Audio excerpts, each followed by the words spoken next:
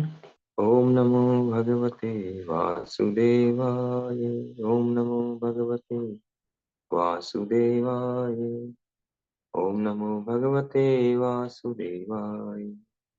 नारायणं नमस्कृत्य नरं चैव नरोत्तमं देवीं सरस्वतीं व्यासं ततो जयमुदीरये। नष्टप्रायेषु भद्रेषु नित्यं भागवत सेवया भगवती उत्तम श्लोके भक्तिर्भवती नैष्ठिकी। श्रीमद् भागवतम स्कंद 1 अध्याय 4 श्लोक संख्या 4। श्री नारद का प्राकट्य। यहाँ इस अध्याय में हम पिछले 3 श्लोकों में पढ़ चुके हैं। व्यास देव जी बता रहे हैं कि किस प्रकार शौनक आदि ऋषियों ने सूत गोस्वामी जी का स्वागत किया और उनका ग्लोरिफिकेशन किया। फिर अब यहाँ पर वे सुखदेव गोस्वामी के बारे में बता रहे हैं। क्या बता रहे हैं देखिए। तस्य पुत्रो महायोगी समुद्रक निर्विकल्पक एकांतमति उन्मित्रो गूढ़ो मूढ़ इवेयते। कि उनका पुत्र यानी व्यास देव जी का पुत्र, उनका पुत्र परम भक्त समदर्शी ब्रह्मवादी था, जिसका मन सदैव ब्रह्मवाद में केंद्रित रहता था। वह संसारी कर्मों से परे था, लेकिन प्रकट न होने के कारण अज्ञानी जैसा लगता था। तात्पर्य। श्रील सुखदेव गोस्वामी मुक्त जीव थे, अतएव वे सदैव जागरूक बने रहे कि वे माया पाश में न फंस जाए। भगवत गीता में इस जागरूकता की रोचक व्याख्या की गई है। मुक्त जीव तथा बद्ध जीव के पृथक पृथक कार्य हैं। मुक्त जीव निरंतर आध्यात्मिक उपलब्धि के पथ पर अग्रसर होता रहता है, जो बद्ध जीव के लिए एक स्वप्न जैसा है। बद्ध जीव मुक्त जीव के वास्तविक कार्यों की कल्पना तक नहीं कर सकता, जबकि बद्ध जीव इन आध्यात्मिक कार्यों का स्वप्न देखता है, किंतु मुक्त जीव जागृत रहता है। इसी प्रकार बद्ध जीव के कार्य मुक्त जीव को स्वप्नवत प्रतीत होते हैं। भले ही ऊपरी तौर पर बद्ध जीव तथा मुक्त जीव एक ही धरातल पर लगे, लेकिन वास्तव में वे भिन्न भिन्न कार्यों में लगे होते हैं और उनका ध्यान सदैव या तो इंद्रिय भोग पर या फिर आत्म साक्षात्कार की ओर लगा रहता है। बद्ध जीव पदार्थ में मग्न रहता है, जबकि मुक्त जीव पदार्थ से पूर्ण रूप से निरपेक्ष रहता है। इस निरपेक्षता की व्याख्या आगे की गई है। श्रील प्रभुपाद की जय। तो यहाँ वह बहुत ही महत्वपूर्ण श्लोक है। इसमें कह रहे हैं कि जो व्यास देव जी के पुत्र श्री सुखदेव गोस्वामी, वे पहले की स्थिति बता रहे हैं उनकी कि पहले वे क्या थे। यानी जब उन्होंने भागवत सुनाया गया व्यास देव जी के द्वारा, उससे पहले की बात। तो कह रहे हैं उससे पहले ब्रह्मवादी थे। ब्रह्मवादी अर्थात जो भगवान के शरीर से निकलने वाला जो तेज तेज है, ब्रह्म ज्योति, उसकी आराधना करने वाले। तो भगवान को जानने के 3 स्तर बताए गए हैं भागवतम में। ब्रह्मेति परमात्मेति भगवान इति शब्द थे वदंती व सर्वम यत ज्ञान अद्वयम। कि भगवान को जानने वाले जो है 3 स्तर के लोग होते हैं। एक होते हैं ब्रह्मेति, जो ब्रह्मवादी हैं, जो ब्रह्म तक जानते हैं भगवान को। फिर वही ब्रह्मवादी थोड़ा और अपलिफ्ट होकर के परमात्मावादी बन सकते हैं। और अगर अपलिफ्ट हों, भक्ति जीवन को अपना लें, भक्ति करें, तो भक्त बन सकते हैं, यानी भगवान को जान सकते हैं।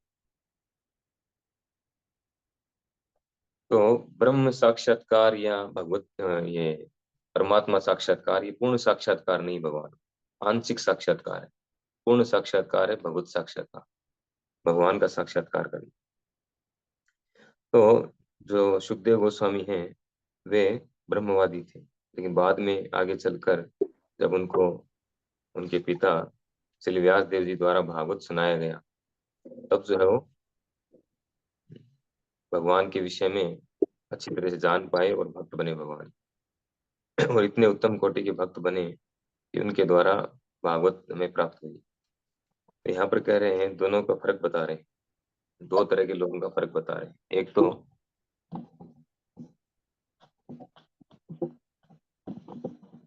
अध्यात्मवादी का, ब्रह्मवादी भी अध्यात्मवादी है। जो निराकार ब्रह्म की उपासना करते हैं वे भी आध्यात्मवादी हैं। तो आध्यात्मवादी व्यक्ति और जो भौतिकवादी व्यक्ति है दोनों का अंतर बता रहे हैं, दोनों में अंतर क्या है। क्योंकि जो व्यास देव जी के पुत्र हैं वो कह रहे हैं कि संसारी कर्मों से परे थे, लेकिन प्रकट न होने के कारण अज्ञानी जिससे लगता था, वो अपने आप को प्रकट नहीं करते थे कि मैं इतना बड़ा ज्ञानी हूँ या ब्रह्मवादी हूँ। इस तरह से प्रकट नहीं करते थे, आम व्यक्ति की तरह रहते थे, मूर्ख जैसे दिखाते थे अपने आप को। तो यहाँ पर दो तरह के लोगों का फर्क बता रहे हैं, एक तो ब्रह्मवादी, ब्रह्मवादी यानी अध्यात्मवादी, और दूसरा भौतिकवादी। तो गीता का एक श्लोक है जिसको यहाँ पर समझाया गया, उसी के द्वारा समझाया प्रभुपाद जी ने। या निशा सर्वभूतानाम यान्ति जागृति संयमी, यान्ति जागृति भूतानि सा निशा पश्यते मुनि। तो कह रहे हैं कि जो या निशा सर्वभूतानाम, जो सभी जीवों के लिए रात्रि है, यान्ति जागृति संयमी, वह संयमी व्यक्ति के लिए जागने का समय, संयमी व्यक्ति के लिए दिन है। यानी जो अध्यात्मवादी के लिए दिन है वो भौतिकवादी के लिए रात की तरह, अंधकार की तरह। भौतिकवादी व्यक्ति जो है वो अध्यात्मवादी व्यक्ति के कार्यकलापों को नहीं समझ सकता, बिल्कुल भी नहीं समझ सकता। यद्यपि एक भौतिकवादी व्यक्ति और अध्यात्मवादी व्यक्ति दोनों बाहर से देखने में सेम लग सकते हैं, एक जैसे, लेकिन उनके कार्यों में बहुत बड़ा अंतर होता है, उनकी चेतना में बहुत बड़ा अंतर होता है। एक ही चेतना जो है मेटेरियल चेतना है उसकी, मेटेरियल कॉन्शियस है, यानी उसकी चेतना भौतिक चीजों में, भौतिक एंजॉयमेंट में, भौतिक वस्तुओं में। लेकिन जो अध्यात्मवादी है उसकी चेतना जो है हायर है, ब्रह्म में, परमात्मा में या भगवान में उसकी चेतना है। तो बहुत बड़ा अंतर है। एक व्यक्ति अपनी चेतना के द्वारा इसी भौतिक जगत में रहता है और एक व्यक्ति यहाँ रहते हुए भी अपनी चेतना के द्वारा आध्यात्मिक जगत में रह सकता है, बहुत बड़ा अंतर है। तो कह रहे हैं कि दोनों की जो मुक्त जीव बद्ध जीव पृथक पृथक कार्य है दोनों की। कैसे कार्य हैं कि जो मुक्त जीव है वो निरंतर आध्यात्मिक उपलब्धि के पथ पर अग्रसर होता रहता है। जो मुक्त जीव है वो निरंतर किधर बढ़ता है, आध्यात्मिक क्षेत्र की ओर बढ़ता है, आध्यात्मिक उपलब्धि की ओर बढ़ता है। लेकिन जो बद्ध जीव है वो निरंतर नीचे की ओर बढ़ता है, यानी भौतिकता में और ज्यादा अटैच होता जाता है। और जो बद्ध जीव है उसके लिए मुक्त जीव के कार्यकलाप स्वप्न की तरह है। यहाँ स्वप्न क्यों कहा गया है, स्वप्न का अर्थ है जो सच नहीं होता। हमें स्वप्न आता है रात को, कई तरह के स्वप्न आते हैं, सभी को आते होंगे। लेकिन वो सच नहीं होते, हमें पता है इस बात का। जैसे हम जागते हैं, अ, होश आता है हमें, स्वप्न से हम बाहर आते हैं, आते ही तुरंत हम समझ जाते हैं कि तो स्वप्न था। यदि भी जितनी देर हम स्वप्न में होते हैं बड़े खुश होते हैं, स्वप्न में हमें धन मिल जाता है, स्वप्न में हम राजा बन जाते हैं, स्वप्न में पता नहीं क्या क्या हो जाते हैं, स्वप्न में हम बहुत कुछ कर लेते हैं, कहाँ कहाँ चले जाते हैं। लेकिन जैसे ही होश आता है, जागते हैं हम स्वप्न से, तुरंत हम समझ जाते हैं, हम पछतावा नहीं करते। लोगों को ये नहीं बताते हाय मैं तो राजा बन गया था, इतना धन हो गया था मेरे पास, ऐसा नहीं करते। कुछ लोग करते हैं, मूर्खता है वो। जो इंटेलिजेंट लोग हैं वो तुरंत समझ जाते हैं तो सपना था, सपने का क्या है, ये तो एक तरह से कल्पना है मन की। मन जो है उसके जो सब कॉन्शियस माइंड में जो चीजें होती हैं उनको जोड़ तोड़ करके स्वप्न तैयार करता है, वो समझ जाता है कि स्वप्न में, स्वप्न जो है सच नहीं होता है। तो उसी प्रकार से जैसे हम स्वप्न देखते हैं, सुबह उठते हैं, उठते ही हमें पता चल जाता है कि स्वप्न, यानी स्वप्न जो सच नहीं होता है। उसी प्रकार से जो बद्ध जीवों के लिए आध्यात्मिक व्यक्ति के कार्यकलाप स्वप्न की तरह, उन्हें बताए भी जाते हैं, उन्हें पता भी चलते हैं, और वो बताता भी है कि देखो ऐसे होता है, वो भक्त ऐसे करते हैं, भक्त लोगों ये कार्यकलाप, वो मानेंगे नहीं। वो ऐसे कोई हो सकता है क्या? वो कहेंगे इम्पॉसिबल है। ये हो ही नहीं सकता है। इस तरह का उनका कॉन्सेप्ट होता है। तो उनके लिए स्वप्नवत है, इसलिए स्वप्नवत कहा गया।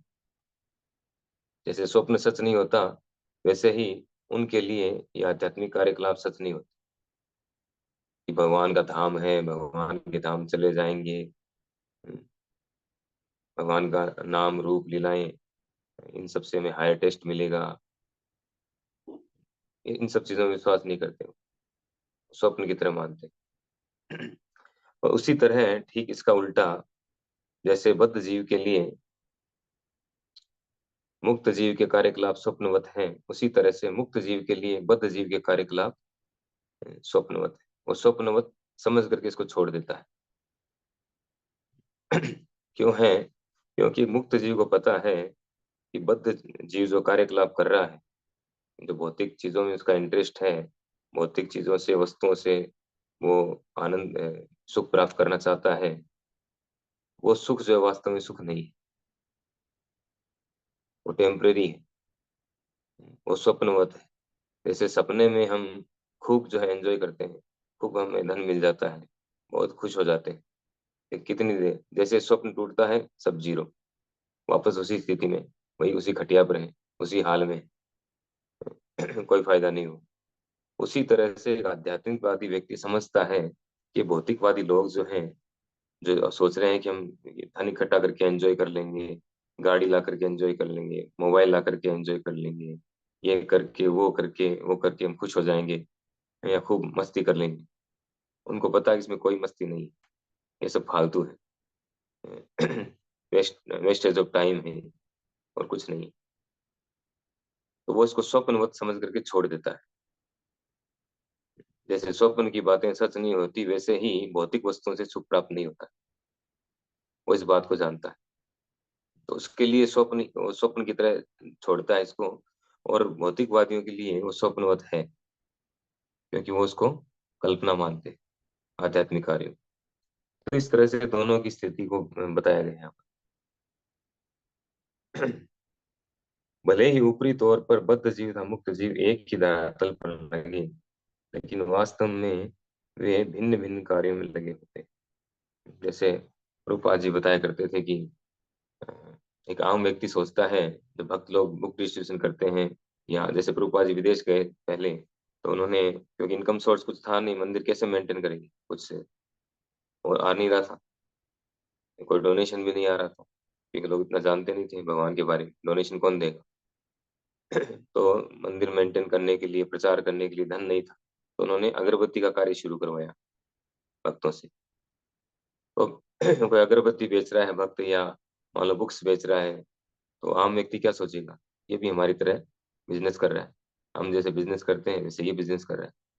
लेकिन दोनों का जो है इंटेंशन अलग है, दोनों की चेतना अलग है। वो बिजनेस कर रहा है, एक भौतिक व्यक्ति, भौतिकवादी व्यक्ति या जो बद्ध जीव है, वो बिजनेस कर रहा है किस लिए?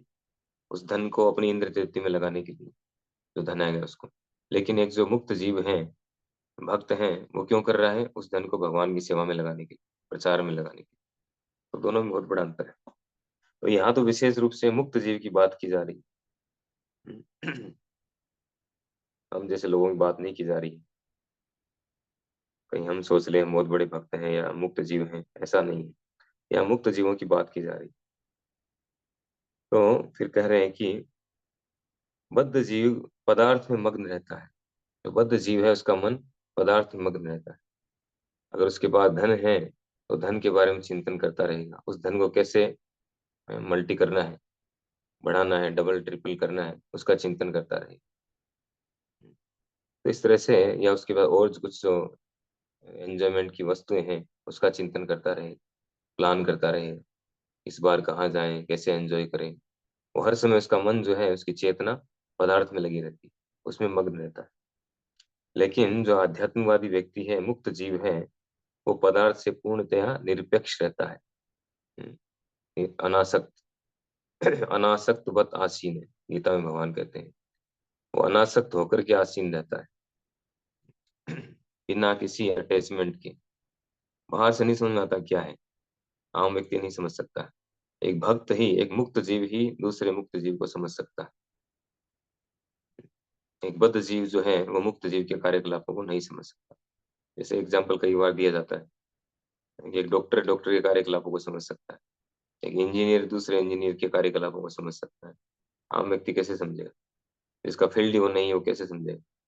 उसी तरह से शुद्ध भक्तों के मुक्त जीवों के कार्यकलापों को एक बद्ध जीव नहीं समझ सकता है। जबकि जो मुक्त जीव हैं, वो पदार्थ से, मैटर से पूरी तरह से निरपेक्ष रहते हैं, किसी तरह का कोई लेना देना नहीं। जैसे नारियल, सूखे नारियल के अंदर नारियल बजता है, ऐसे बजाते हैं, नारियल अंदर ही है उसके, जो गोला है नारियल का, उस नारियल के कवर के अंदर ही है, लेकिन वो पूरी तरह से डिटेच है, वो कहीं टच नहीं है उसको, बजाएंगे से बजेगा पूरा। उसी तरह से रहता है, इस भौतिक जगत में रह करके भी पूरी तरह से निरपेक्ष रहता है। या यस्य हरेर्दास्य कर्मणा मनसा गिरा निखिला स्वपस्थासु जीवन मुक्त से उच्यते। जो मन कर्म वचन से भगवान की सेवा में लगा हुआ है, वह जीवन मुक्त है, इस शरीर में रहते हुए भी मुक्त है। तो इसी का एग्जाम्पल थे श्रील सुखदेव गोस्वामी। तो आगे वाले श्लोकों में बताया जाएगा, कहते हैं इस निरपेक्षता की व्याख्या आगे की गई। किस प्रकार से वो निरपेक्ष थे, इसको कैसे समझे कि वास्तव में डिटेल्स थे, एक मुक्त व्यक्ति का आचरण कैसा है, ये कैसे पता चलता है, कैसे रिकॉग्नाइज करें, तो आगे वाले श्लोक में आएगा कि किस प्रकार से वो निरपेक्ष थे। हरे कृष्ण। श्रील प्रभुपाद की जय। श्रीमद् भागवत महापुराण की जय।